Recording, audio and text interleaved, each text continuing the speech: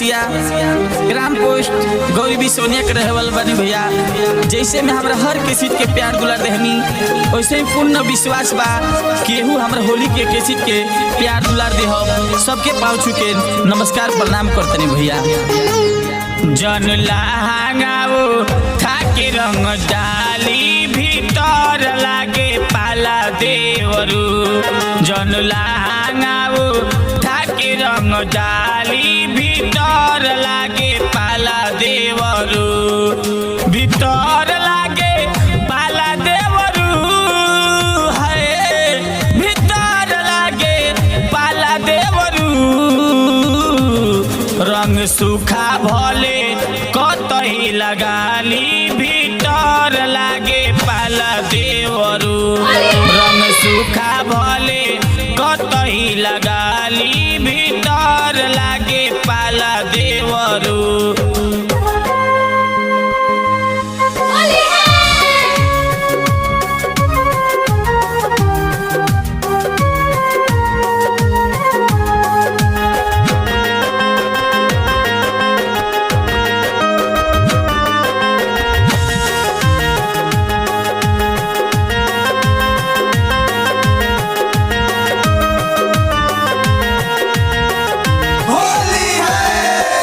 छोटे पिचकारी तोहार करे लतंग हो डाल खाती रंग तोहरो बाबे नाही ढंग हो।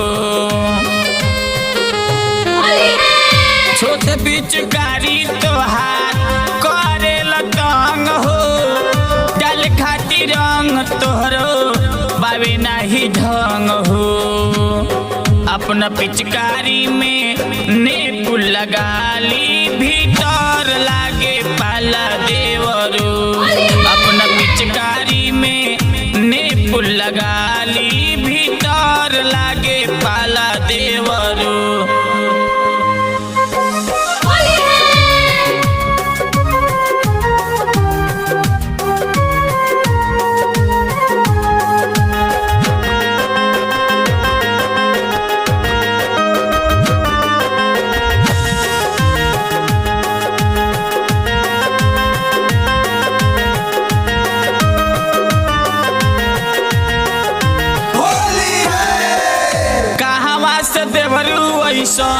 लेके अइल कलर भीतरी से दे हमार भइल हलर हलर। कहवा से लेके देवरू अइल तू कलर भीतरी से दे हमार भइल हलर हलर। जाके सीपुर से रंगवा मंगाली भीतर लागे पाला देवरू। जाके सीपुर से रंगवा मंगाली भीतर लागे पाला देवरू।